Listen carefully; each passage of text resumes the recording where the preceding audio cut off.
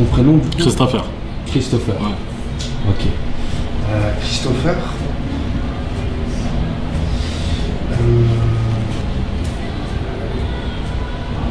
C'est quand la dernière fois que tu as déconstruit qui tu étais? Ah, intéressant la question. Puissante. La dernière fois que je dirais il y a début d'année. D'accord. Début d'année, ouais. C'était suite à du professionnel, du personnel? Ouais, non, professionnel. Là, j'ai créé mes 2 sociétés. Donc, du coup, j'étais obligé de me déconnecter, déconstruire qui j'étais l'année dernière pour passer sur des nouveaux objectifs. Donc, Ok. Quand on doit déconstruire qui on est, on se détache d'une certaine manière d'un nous qu'on aime bien. oui et non, ça dépend. Ou Alors, sinon, c'est en gros, déconnecte. Moi, je vois ça plus comme améliorer une certaine partie de nous qui est intégrante, donc que ce soit les principes, les valeurs, mais également le fait de barrer certains défauts, certains mal-être qu'on avait et qui font qu'on est une nouvelle personne tous les jours. Moi, je suis plus en quête d'amélioration continue, plus que d'oublier la version de moi en fait, parce que ça fait partie intégrante de moi. Autant les choses négatives que les choses positives. Comment ça se fait, tu parles de mal-être, comment ça se fait qu'il y a des choses liées à notre mal-être qu'on trimballe tout au long de notre vie?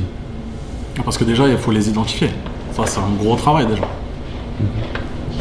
Donc, identifier déjà ce qui réellement a posé de la verticalité, de la profondeur sur notre mal-être. Parce qu'un mal-être, ça peut être plusieurs choses en même temps.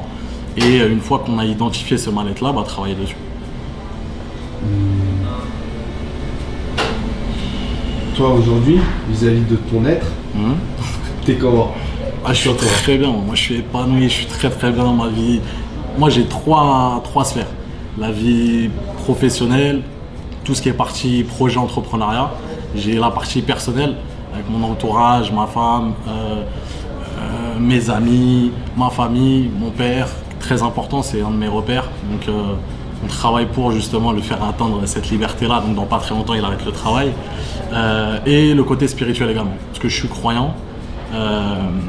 Et donc, du coup, voilà, toujours développer ces 3 sphères-là, quoi qu'il arrive. Parce que moi, je trouve que s'il y a une sphère qui n'est pas alignée avec notre personne, forcément, on a un déséquilibre au niveau de notre être.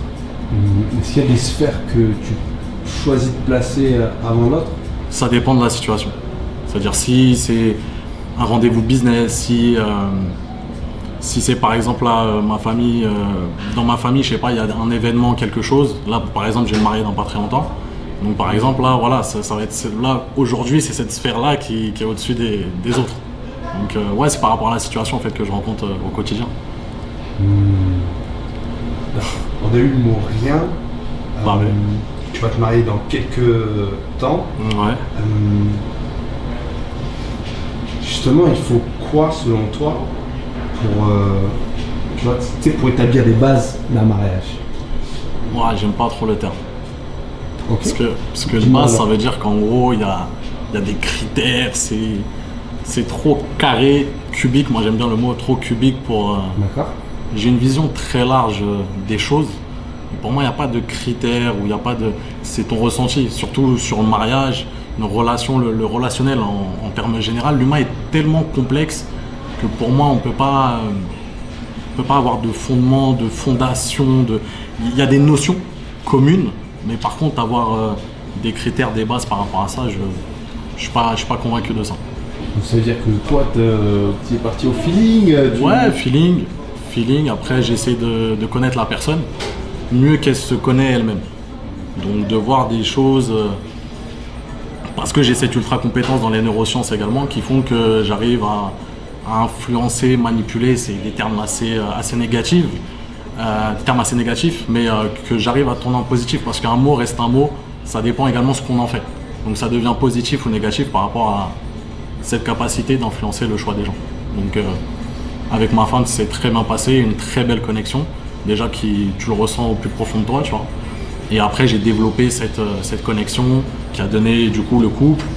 Il y a pré-couple, couple, et après le fait de continuer à raviver et à alimenter cette flamme. C'est possible de se manipuler soi-même? Ah oui, ah, je le fais tous les jours, j'adore ça. Ah ouais, très clairement. Ouais. Comment ça se traduit au quotidien? Alors ça, je vais reprendre parce que c'est pas mes termes, mais j'aime pas prendre les termes sans énoncer la personne. Je hack mon cerveau tel que dirait Steve Abdelkarim. Ouais. Donc je hack tous les jours mon cerveau quand je vois il y a une routine qui s'installe. Moi, comme je te l'ai dit, j'adore l'amélioration continue. Et si j'arrive dans une certaine sorte de routine, c'est que derrière, je régresse dans l'amélioration de mon moi continu. Il faut toujours que je sois en quête d'aller chercher la meilleure version de moi-même. Quand on est deux, ouais. Du coup, comment on fait pour chercher la meilleure version d'un nous-mêmes alors qu'on est deux personnes différentes? Ok.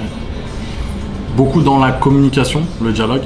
Savoir déjà, dès le départ, dire à la personne ce qu'on va aller chercher dans ces 3 sphères de vie, elle, ce qu'elle veut aller chercher, et d'avoir ces 2 cartes mentales-là. De toute façon, c'est ça, hein, peu importe, parce que là, je parle de ma femme, mais ça peut être avec un ami, avec la famille. Il y a toujours 2 cartes avec une carte mentale, 2 cartes mentaux différentes, que ça soit, par exemple, quand je parle avec toi, qui s'entrechoquent. Donc, savoir est-ce qu'elles peuvent cohabiter ensemble, est-ce qu'elles peuvent se compléter ou pas. Et donc du coup, dans ce cas-là, après, c'est à toi de voir, c'est les ressentis, c'est la manière de communiquer, gérer ses relations également. Donc en fonction de ça, soit je dis ok à la personne, soit c'est pas la peine. Ton père, ouais, il te complète en quoi? Sur le côté, c'est un exemple dans le sens où tout ce qu'il a vécu jusqu'à maintenant, en termes d'expérience de vie, je pense que après peut-être que c'est pas fondé, mais on a des expériences différentes, mais j'ai beaucoup appris et ça m'a permis d'avoir des raccourcis sur certaines choses. Par exemple, mon père c'est quelqu'un qui est très bosseur. C'est un acharné du travail. S'il travaille pas, pour lui, c'est ce qu'il gagne, c'est pas mérité. Il a toujours eu cet aspect-là. Il enchaînait 2 travails en même temps. Et du coup, en fait, ça m'a permis de voir, donc là, on va rentrer sur la notion de compléter, de voir que c'est pas du tout moi ce qui m'allait. C'est-à-dire que moi, concrètement, je préfère augmenter la valeur perçue. Bah là, je vais parler plus sur entreprise parce que c'est mon cas de figure. Augmenter ma valeur perçue face au marché pour travailler le moins possible. Faire une semaine de 4 heures et générer, là, en l'occurrence, des 10, 15, 20 000 euros par mois.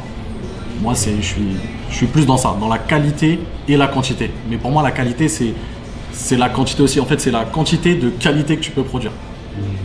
Tu vois ce que je veux te dire ou pas? Et donc, plus tu fais du travail qualitatif, plus tu as d'oseille. Donc, je suis plus dans ce contexte-là. Avoir plus d'oseille pour faire quoi? Ah, l'oseille, c'est un outil, plein de choses. Moi, tu veux que je t'en parle? Ouais. On parle de tout, on est avec tout. Ok. Donc avoir déjà, plus d'oseille, pourquoi? Voyager, passer du temps de qualité avec ma famille, parce que je suis issu de banlieue parisienne, de Sevran, plus précisément dans le 93. J'ai jamais connu vraiment l'abondance, j'ai jamais manqué de rien par contre. J'avais toujours à manger sur la table, mais voilà, j'ai vu ma mère ficher Banque de France à mes 13 ans, ça m'a mis une première claque, j'ai vu les huissiers passer à la maison, tout ça. Et donc déjà, premier déclic, l'argent est un outil qui te permet d'accéder à un certain bonheur, mais c'est quelque chose d'immatériel et qui n'a pas de signification. En fait, pour moi, c'est pas juste quand je me fixe des objectifs, forcément il y a des objectifs financiers, mais moi je préfère parler d'objectifs matériels entre guillemets. Donc là par exemple ce sera un voyage, là dans pas très longtemps je pars au Maroc, après je pars à Bali, etc. Donc déjà le voyage. Ensuite, il y a le fait de passer du moment de qualité avec ma famille. Par exemple, là, mon père, il m'a dit que la lune de miel, parce qu'il se mariait en septembre aussi, de la même année que moi. Donc, lui payer sa lune de miel à Bora Bora. Donc, de pouvoir payer ça à mon père, voilà, c'est quelque chose une gratification vraiment importante à mes yeux.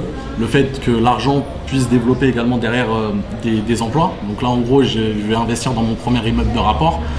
Donc en septembre, octobre, grand maximum. Mon père, il sort du salariat parce qu'il n'aime pas, en tout cas dans mon origine, donc mon père, il est martiniquais, donc entier. Donc il n'aime pas qu'on lui donne de l'argent sans rien, tu vois.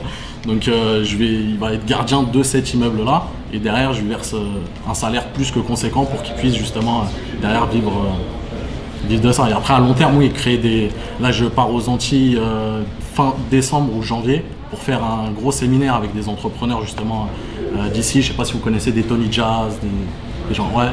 Donc on part aux Antilles, on fera la tournée Martinique-Guadeloupe pour justement inciter les Antillais vraiment à avoir cet esprit d'entrepreneur, de quoi c'est possible, donc surtout business en ligne, parce qu'aujourd'hui, surtout aux Antilles, ils ont un peu de réticence encore à ce niveau-là. Donc vraiment, démystifier ce terme de business en ligne, quoi. Magnifique. Christopher, c'est ultra intéressant, mais ça fait 10 minutes. Ah, ok. On peut l'applaudir. Okay.